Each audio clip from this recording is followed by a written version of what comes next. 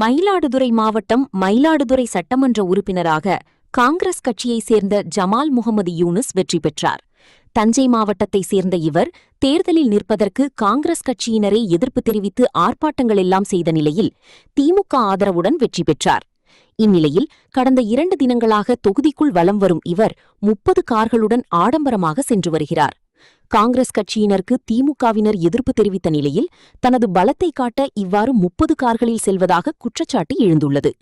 எரிபொருள் சிக்கனம் தேவை என்பதை வலியுறுத்தி பிரதமர் கான்வாய் வாகனங்களின் எண்ணிக்கையை குறைத்து சென்று வரும் நிலையில் தமிழக கவர்னரின் கான்வாய் வாகன எண்ணிக்கை 10லிருந்து 4ஆக குறைக்கப்பட்டுள்ளது. ஆனால் ஒரு சட்டமன்ற உறுப்பினர் பொதுநல நோக்கு இல்லாமல் ஆடம்பரமாக 30 கார்களில் பவனி வரும் செய்கை பொதுமக்கள் மற்றும் சமூக ஆர்வலர்களிடையே எதிர்ப்பையும் கண்டனத்தையும் ஏற்படுத்தியுள்ளது.